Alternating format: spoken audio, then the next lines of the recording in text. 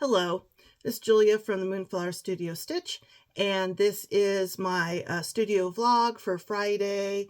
What is it? 10:25. I'm actually filming this day early so I can edit tomorrow.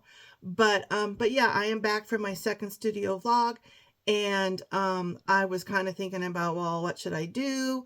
Because there's only so much new stuff I can create in a week, and I really don't have stuff ready to show again for this week. And I thought, there is this long discussion since I have come back to cross stitching and been watching floss tubes, which I watch all day while I'm stitching, about linen or Aida.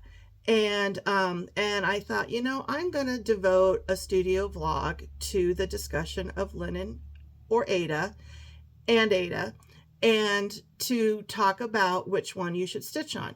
And so this kind of thing is, like, I'm an art teacher. I taught Native American and rural ranch kiddos in a one-room schoolhouse across from 2 Indian reservations in Southwest Colorado for about 15 years. I even have my art teacher t-shirt on, vintage art teacher t-shirt on. And yeah, so I thought, this would be a fun thing to do. And it's kind of similar to, I also am created a podcast on, because I have so much stuff like this. I have a lot of stuff in my head that I just ponder and think about. Your art kind of is on your right side of your brain, leaving your left side of your brain to ponder life while you're working in the art studio. And so I have, I needed someplace for all that knowledge to go. So I started a podcast. It's called the Kelly Lewis Podcast. The joke is everyone calls me Kelly because that's my last name. So you can call me Kelly. And then it's Kelly Lewis Podcast, Pondering Women's Place in Art, Literature, and Culture. And I have 3 episodes up. 2 of them are on a series I'm doing called The History of Women Stitching. And a lot of these are I'm going to start with kind of the high points of what I have learned making the podcast about what you should stitch on, Aida or linen, and which one should you choose. So to start off, I'm going to take one more sip of my Irish breakfast tea, which is so yummy, with just a little bit of honey in it. So history of Aida and history of linen. Linen is as old as the beginning of time. Like, literally. Like, if you think of the Bible map, that is where linen was grown. Linen comes from flax, which is the tiny little blue flowers. You see them like down the road in the ditches. We definitely have them around here. Most places have them. They're considered a weed. Interestingly, even though it's the oldest kind of fabric that we have created, it's actually the hardest to harvest and to turn into. I just got my hair cut and I'm like, to turn into fabric. It has to kind of rot a little bit. It has to be beaten. It has to kind of rot some more. Someone has to have knowledge about at what stage is it ready for the different stages. It's beaten to kind of release that internal fibers, and then it's dragged through some like mean looking teeth to get it to align with that fiber before it can be spun. It's very valued in hot places, obviously, like Egypt, because of its cooling properties. But it's nobody knows when there was, the caveman, obviously, but it's pretty much been around since recorded history. Cotton, on the other hand, is not quite as old by a few thousand years. It originated, or the first places we knew it existed, was in South America, in Peru, and then there's some other places in Europe too, that possibly they were doing something with cotton. It grows, naturally. It was just a seed pod that kind of popped open. It had a bunch of fiber in it. They were just like, oh, okay, here's another fiber we can use.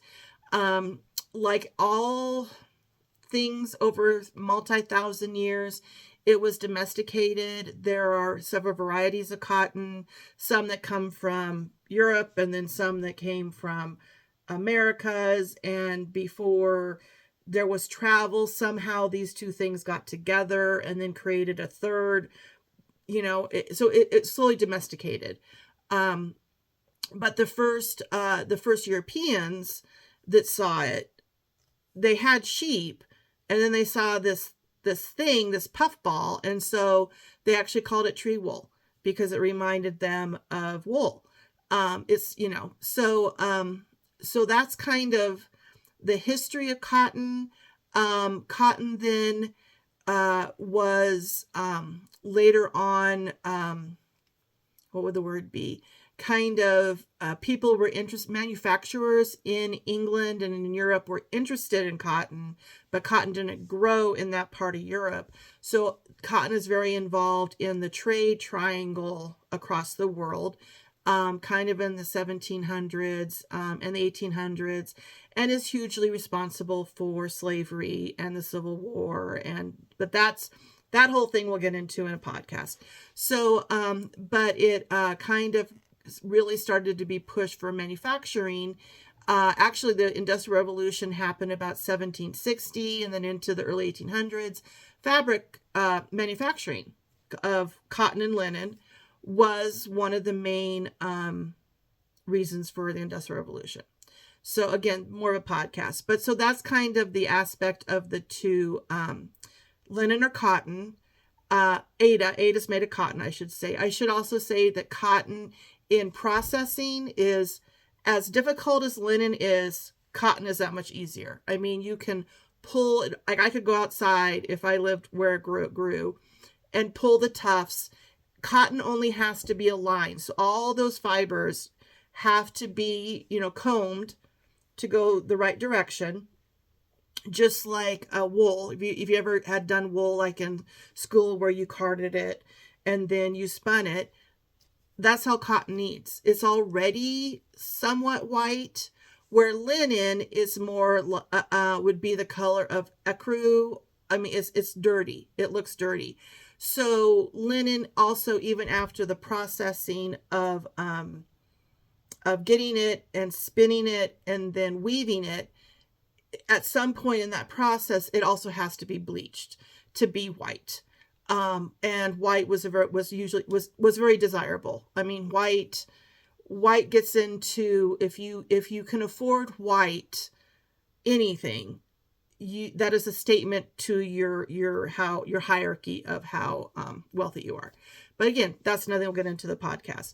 So linen just had a lot of stuff to process it to even get it to a point as a fabric, where cotton was way more minimal in processing it to get it to a place.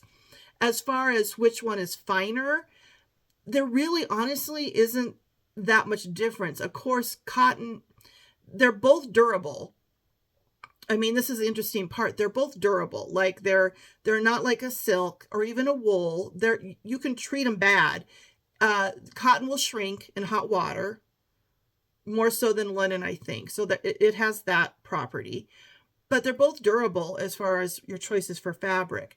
And they have both been used to make amazing fabric. Like, yes, of course, we think of linen somehow when we think of very, very nice fabrics. But cotton, India was doing amazing things. They were weaving such fine cotton muslin that it was see-through. And it became desirable. So there's just, each has its own properties. So that's kind of the history of where those two raw materials of those fabric came from. Linen has just constantly been used in industry and in both clothing. It washes easier than wool and silk did. So it was used for undergarments all through, everybody. How dingy or bright white it was depended on your status. But since it washed well, it was used for undergarments, for, staining in the places that our bodies, get smelly. It was used for, tablecloths and napkins and bed sheets and, all those things because it launders well as far as durability goes. So cotton came in to Europe or to, the European culture, early 1800s, where a lot of, pretty new wild ideas equivalent to like, what was it, Apple computers or Google or, Silicon Valley ideas were, came in to mill cotton in England. And a great series to read or to watch is North and South. Not the Civil War one in America series, but the one in England that where there's a young lady who kind of, the story is her and then the owner of a cotton mill in, I think it's like northern England, is it Manchester, and kind of their relationship. Really, really good series. But if you are interested in the whole aspect of the Industrial Revolution and cotton production, that's a great miniseries to watch. So, so the main thing to think about with fabric and floss for stitching, for craft, for you're not doing this because you have to survive or keep your children warm at night or for them to have clothes to wear. This is a leisure time craft. Is that producing the fabric and the floss for stitching, embroidery work, cross stitch, was never the main reason for these companies to start up, like DMC, the floss manufacturers that are out of France, or Zweigart, who is the manufacturer of Aida. Their main purpose in the beginning was not to make a fabric or a floss for women to do hobby stitching on.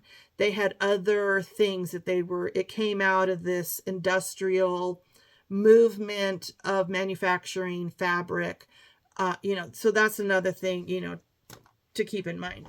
But let me just make sure I hit everything here. So I hit Aida, I hit linen. Oh, FYI, I kind of had these facts in my head, and then I thought, I'm going to Google again and just make sure that I'm right, that I didn't mix up dates or anything. AI, artificial intelligence, is wrong. So now when you Google something, the first thing up is AI telling you, oh, I'm going to make this easier for you. I'm going to tell you all your answers and you don't have to do any more work. Well, like 5 facts in their little description of Aida was wrong. I mean, it's just wrong. And I thought, that's not what I've read. So then I literally went to Zweigart, which is the manufacturer of Aida's website, the actual Zweigart.com. And I read their About Us page. And I understand that people online are saying things that AI quoted back, but that's not even the facts. So, so here's a little lesson. Do not believe AI, look for some other sources than AI on something that is as benign as the history of a fabric. So Aida, yes, there was an Italian opera, and it's not pronounced Aida. Aida, I think it's said differently. That was produced and performed starting in I gotta look at my notes here, 1871. And AI's like, oh yeah, Zweigart was making Aida cloths, and they decided to name that because of the opera. Not true according to the Zweigart.com About Us. So if you want to read it for yourself, Zweigart.com / About Us. So Zweigart, the company, was started in 1877, right in this Industrial Revolution time of fabric production in England. Here I keep saying England when I'm talking about Europe. Zweigart is in Germany. I don't make that really clear. And DMC is obviously in France, and I don't make that really clear. Just because England is such the powerhouse of all this industry, but I wanted to clarify that. They were stealing production from India, but that, again, I'll talk about that on my podcast. And they were not starting to create fabric for cross stitching. It was started by two gentlemen, and it was for, I'm going to read the quote, for shirtings, tailored white goods, and lining material. So it was just creating fabric to be used in other industries. And it was, they were not using cotton. They did not start for cotton. They started for linen. 1887, so 10 years later, they added cotton to their production. So like a lot of the other industrial mills eventually added cotton, which again is what this North and South miniseries covers if you're interested. Eventually, both owners died. And the company was taken over by other family members. You know, the two lines were taken over by the family members. Mina Zweigart, the widow of one of the founding fathers, came in and ran the company. She, I say it again, she supported and encouraged the invention of Aida, cotton-based Aida, in 1907. So she saw an interest for that market, and she's the one, Mina Zweigart is the one who developed the Aida fabric. So there's some facts. This is another side note that, again, I'll cover more in my podcast. She also majorly supported the families during World War I in Germany. This is Germany. But she supported the families of the men who went to fight World War I. She matched the government pay to support the families, which, I think is really cool, because it's like, whether World War II, World War I, it's not the people out in the mills and in the farms and usually that are making those decisions that brings a country to war. And whether they are, they aren't, the women and children really were not the ones making those decisions. So I thought that was pretty cool. But I wanted to bring out this point about fabric choices, that through this time, women were stitching for pleasure from the beginning of time. I talk about, the Odyssey and Iliad and the Odyssey. Women were stitching for pleasure. They were making things prettier than was necessary for survival since the beginning of time. But if you think about the Victorian era, if you think about Jane Austen's era, pretty much guaranteed that if women were doing extensive embroidery work, like for samplers, for decoration pillows in their parlors, pretty much guaranteed, if women were spending the time to do that and had the money to buy the linen, the silk, or whatever that was brought in by ships, probably from somewhere else in the world, there was another woman in the kitchen cooking, cleaning, and doing laundry. It's pretty safe to say that anytime you're looking at a sampler or a vintage, involved embroidery work, not like just maybe a little pretty on a collar of something, but pretty involved embroidery work, that meant that woman was of a level, so in her comfort and wealth, that she had hired people or slaves to do the other work. Because this is a time before dishwashers, washing machines, conveniences, ovens. I mean, think about how much time it takes us to run a house. And when we have time to stitch, so take all of our conveniences away, then women who stitch for pleasure had hired help or not hired that were doing the other aspects of the household. Or they were a daughter getting ready for marriage, but their mother would be training them up in the way they were going to go. So if they were a daughter of the working class, mothers would be training them up to run a household in the kitchen and all those aspects. If they were a daughter of a family that had some wealth, was an entrepreneur or something, and was keeping house, but they had servants, and that mother would be training up that daughter to run the kind of household that she was in. So yeah, so just remember that. but also during wars, like I was talking about, Mina Zweigart during World War One, pandemics, anything that affects the supply chains, um, the choices you might have to stitch on might be limited. So, like during the war, cotton was not accessible because of the way the supply chain for cotton works. So linen might be more accessible. I'm going to the Jingle Ball. You should go. It's very fun. It's the first weekend, I think, in December, the 6th, 7th, or whatever. But Google the Jingle Ball. It's a virtual retreat. Very fun. But last year I was in it, and there was a very nice older lady who I want to say was German, but she was European. I don't want to presume she was German, but I think she was German. And we, in this group I was listening to, were talking about Aida versus linen. And of course, there's always a snickering about Aida. Well, linen, high count on linen is so much more desirable. And she kind of said, yeah, but there was actually a time when I was a little girl that you could have switched it, as I throw my pen. You could have switched it, and the desirable thing to stitch on, the new thing to stitch on was Aida. So it changes. It's trendy, back and forth, how it goes. So that is some discussion of the history of Aida and linen. Now let's get down to exactly what is the weave of Aida and linen. And for this, I'm going to flip the camera around, and I'm going to move over to my drafting table. That's a big open table. And we're going to look down, and I'm going to show you the difference between Aida and linen. Okay, so now I'm over on my drafting table. And I think this will be a good place to draw out the different things you need to know. I have a little cheat thing up here because I am a dyslexic artist, and those are too many W words.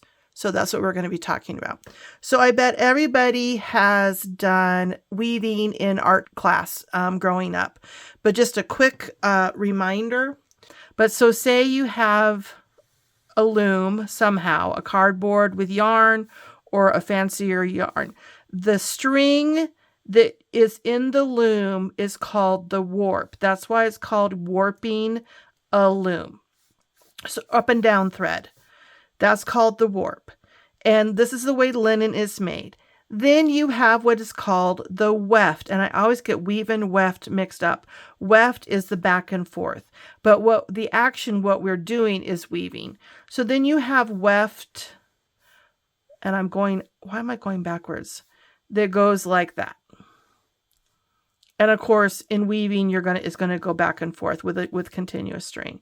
So over, under, one over, one under, one over, one under. So for linen fabric that we use for embroidery or cross stitch, that is how it's created. And that's the way it's been created for hundreds of years. How tight the warp thread is a factor. In clothing, the warp strings thread are extremely tight. When you think about talking about sheets, and they'll talk about a 300 count or, Egyptian cotton, whatever. And that is how many threads is in an inch. And obviously that's a very tight, the higher that count is, the tighter the weaving is in the fabric. When you're talking about embroidery or embroidery can do higher counts. Let's go to cross stitch because Aida is mostly used for cross stitch. When you're talking about cross stitch, you're talking about how many counts in that inch. So if you have a square of this 1 inch, direction, how many threads are in here is the count. And you might have counts from in Aida. Usually the smallest count people talk about with cross stitch is 14 count. So this is Aida. And am I writing big enough you can see? Okay.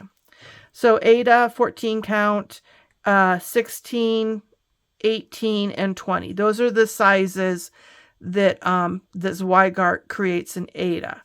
Linen, the same counts. you need to make a square. So if you're stitching with linen, you have to stitch over 2 threads. Well, you usually stitch over 2 threads in linen. So in its count, 14 becomes 28, 16 becomes, oh my goodness, 16 becomes 32, 18 becomes 36, and 20 becomes 40. This is the same size. So if you stitch something in a 14 count Aida or a 28 count linen, you'll get the same size when you're done. Sometimes in linen, you do stitch over 1. Usually in cross stitch, you stitch with 2 strands. If you're talking about 14, 16 here, when you get to 18 and 20, a lot of people go to 1 strand because it has to do with how much thread you want packed in there. A lot of this is just preference. Sometimes with fractional stitches, people say you can't do them in Aida. We'll get to that in a second. I'm getting ahead of myself. But so basically, this is just the normal weave of fabric. The difference for for doing, I think my pen is coming apart. The difference for doing embroidery work, cross stitch, is you pay attention to how many threads there are in a 1-inch space. And I will talk about that some more later. So Aida, move over here for Aida. Aida is different in the warp and the weave. This is how it's set up. 1, 2, 3, 4 threads, a gap. Oh, my pin is falling apart. Get a different pin. Aha, you have lead. 1, 2, 3, 4, a gap. 1, 2, 3, 4. And then the weft, 1, 2, 3, 4, a gap. 1, 2, 3, 4, a gap. 1, 2, 3, 4, a gap. And so what you have in Aida is you have a very large, I exaggerated. You have very large gaps in between 4 threads. And that's how Aida is woven. Traditional linen, I think they call them slubs, that isn't real fine. Also isn't it'll have little bumpy parts in places. And sometimes that's desirable and sometimes it's not. But there'll be a knuckle or something in the thread that you might encounter with linen. So in Aida, you stitch finding the larger holes. But it's a misnomer that this is one big thick thread. It's not. It's actually 4 individual threads, to the point that there is actually a teeny tiny itsy bitsy little hole, push down so you can see better, in between those 4 threads. I can take my needle and push through that center part and divide so I have 2 on each side. And that is, I think a lot of people don't know that about Aida. So if I did a blow up picture of Aida, 3, 4, this way, 1, 2, 3, 4. So this is like a blown up picture. And I have my big openings that you can see with your eye like that. If I can press my needle, I use a long sharp needle for this, but it's there. And I can push aside the 4 threads that are, and these are interwoven. Somehow they weave it where these internal squares are interwoven. So saying that, because there is that hole, yes, I can stitch it like this, but you can actually do, a lot of times people will say you can't do fractional stitches on Aida. Yes, you can. All my patterns have a huge amount of fractional stitches. So if I wanted to do a 3/4 stitch, I can do thread here. I can pierce that hole, and then I can do my across this way and do a 3/4. Or I can do a 1/4 just by that. Or specialty stitches, you know, there's like the oh, what is it called? The star, Algerian stars.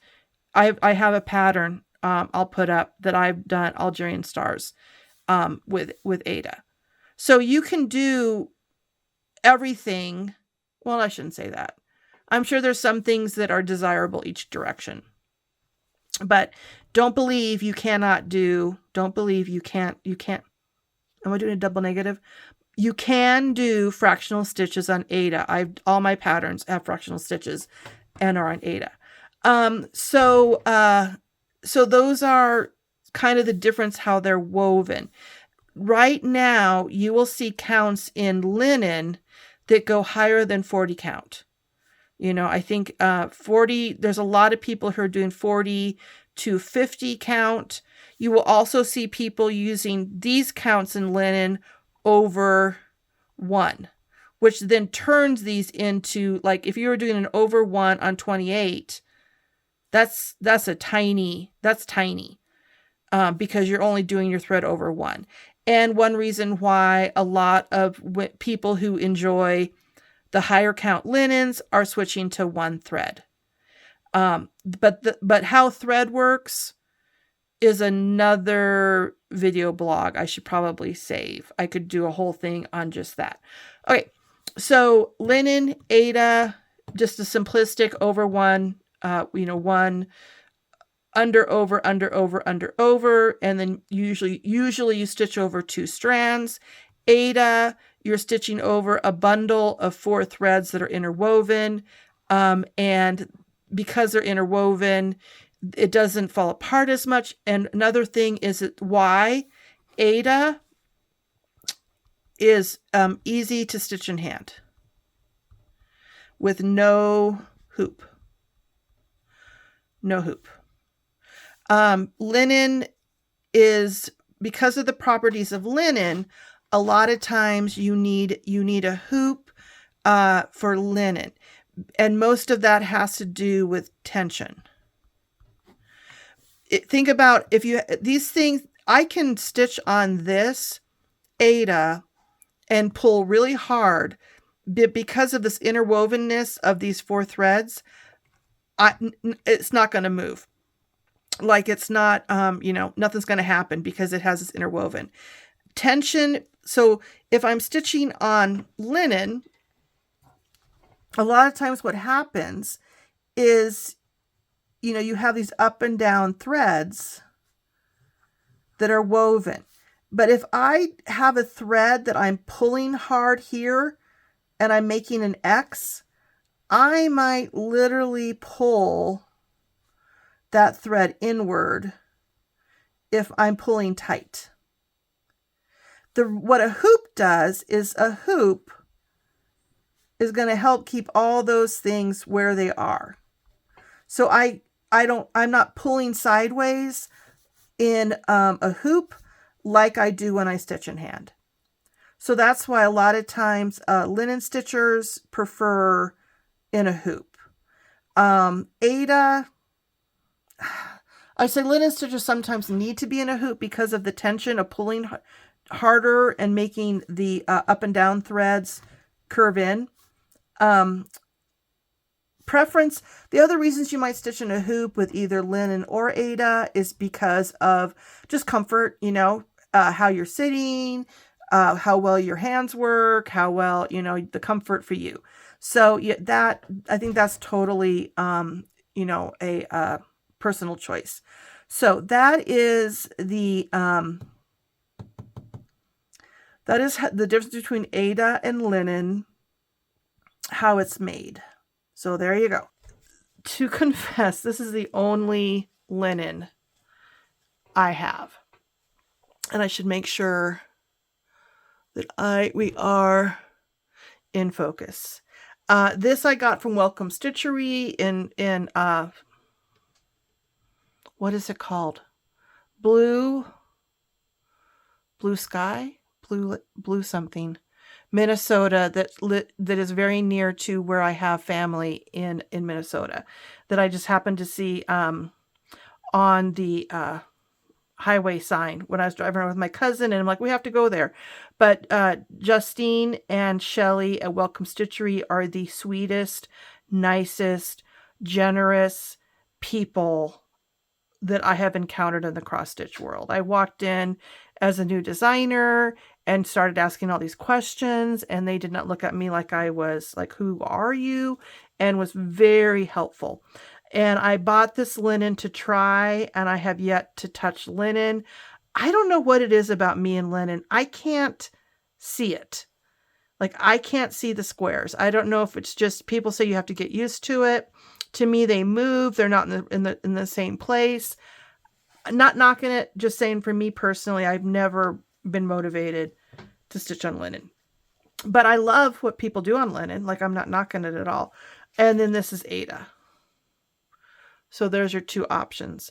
This is 16 count, which would be 32 count. How am I going to do? Let's put that aside for a second. Okay, so I thought we should go larger to smaller or smaller to larger. Okay, we'll see here. So this is, to give you an example of the difference of sizes, this is 14 count. Okay, and I got to do this in a way where I can verify that you can see. Okay, I'm going to have to take my glasses off, and I'm going to do this through the camera. This is 14 count Aida. This is 20 count Aida.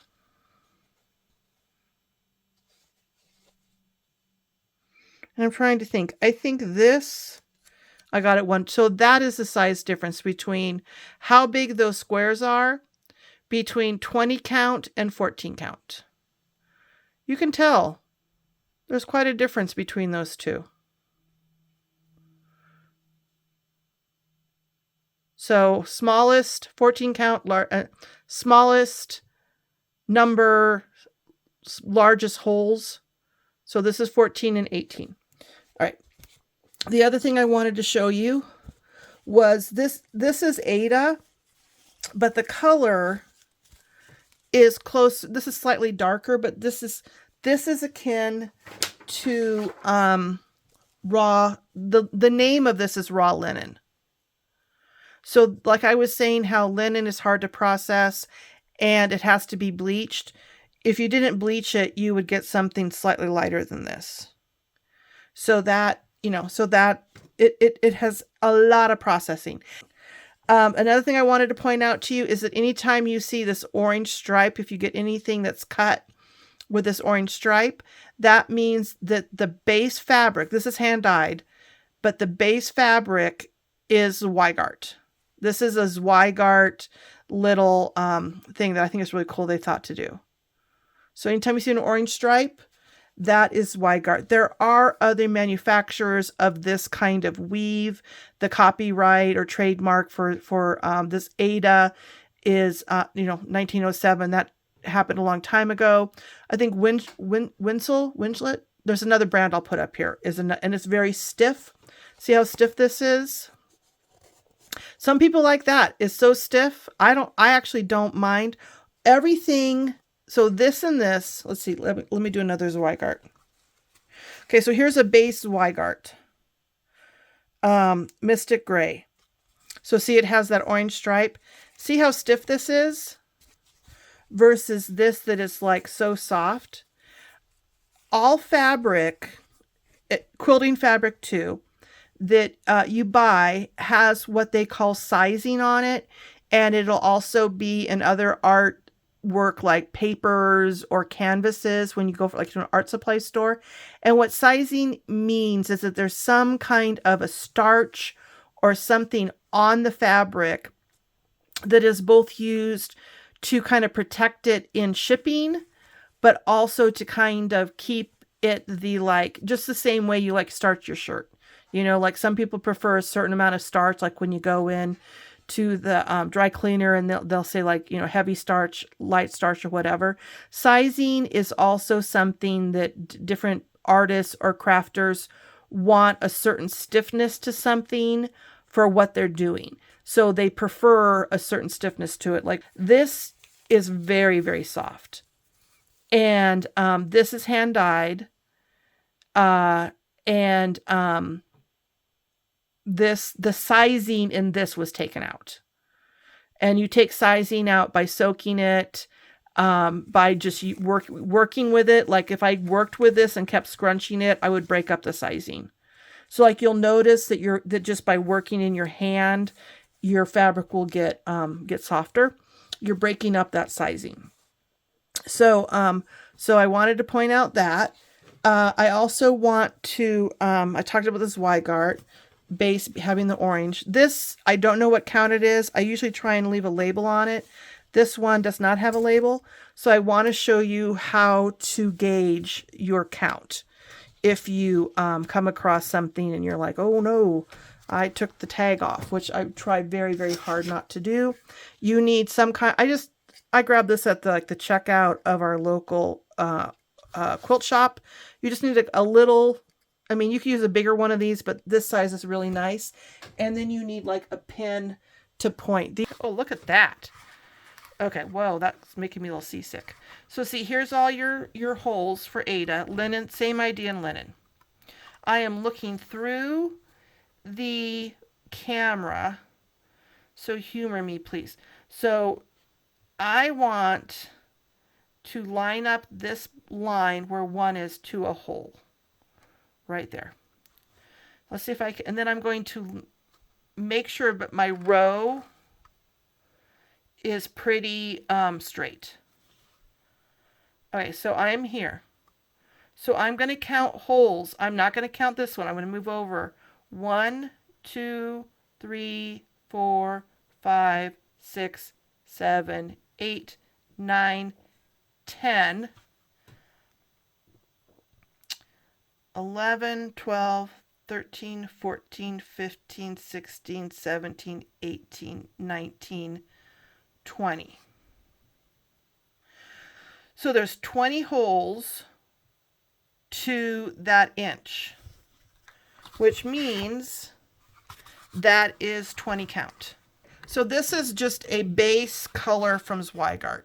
There's the orange, never been dyed, never been subjected to hot water. Back up a little bit on my camera. So this is a true 14 count Aida from Zweigart. Now, if we get into these gorgeously beautiful, that's another 20. I want something not quite as big. I mean, count-wise. What is this? This is a 18 count. Let's see if we can find a 16 count. Look how multi and pretty that is. Okay, so here is a 16 count Aida that has been dyed by Picture This Plus. And it's very soft. You can tell the sizing has been taken out of it. It's not stiff. But because of that, it's also a little loosey-goosey. Like it's a little different to stitch. And if you switch around, you would notice that. And let me see if I can get close enough so that we can count this one. Okay, so just do that. Okay, here we go. So same thing. I'm going to line it. I'm interested between the 1 and the 2. So that's going to be on a hole. You can tell it's just the weave of it's way looser. Okay, so there's my line. Okay, 1, 2, 3, 4, 5, 6. Why is my camera doing this right now? 7, 8, 9, 10, 11, 12, 13, 14, 15, 16, 17. So that's my experience, and I do check my gauges that when I'm dealing with a hand-dyed versus up from Zweigart direct or another supplier. You're usually talking your 16s are more like 17s, your 18s are more like 19s, and your 20s I can't even imagine. So not a problem either way. It just depends that you know about it. So that is how you count and check your gauges on your Aida, and linen would be the same idea. Same thing. I mean, try counting that. But yeah, linen, you're just going to go something like this and do that line. Okay. So hand dyeing is beautiful. It's fun that we now have all these different options. I can put my glasses on so I can see. You have gorgeous, look at all these options that you have from hand dye. Okay, so that is a discussion on how you can count and find your gauge, and how from the factory it might be a true 14 count, 16 count, 36 count, whatever. But once it's hand dyed and the sizing's taken off and it goes through hot water, you might be entirely talking a different count, or just account for the account. Okay, so we've talked about sizing as far as measuring count. We've talked about the different choices. We've talked about the history. What else is it I want to talk to you about with Aida or linen? Well, I guess the only thing that's really left is the question, which one should you stitch on? And for that, I really hope you were listening to what I said in the beginning, or hinted at in the beginning, that I'm an art teacher, and please consider that when I'm talking about this, and to say whichever one you want to. I mean, that's the answer to that question. Whichever one you wanna. If you wanna stitch on linen, stitch on linen. If you wanna stitch on Aida, stitch on Aida. Don't pick because you think one won't work. Yes, if you're doing something very, very specialized, like hardanger, which kind of you need linen, I think, to stitch hardanger. It's when you're like pulling out thread and then wrapping other thread around to like have openings and holes and stuff. Totally, yes, you need linen for that. There is a lot of other stitching styles that I've come across in research that works perfectly well on Aida. Okay, after that, I just went off on more tangents that I don't need to subject you to. But I definitely, repeat, stitch on whatever you find joy in and is fun and challenging to you. Switch it up if you want to. There's enough other things in life that we feel like we have to do it a certain way. Don't do that with your stitching. Let it just be totally 100% fun. I have lots of my winter and Christmas patterns up on my Etsy shop, and you can follow me on social media in my that you can access from my website.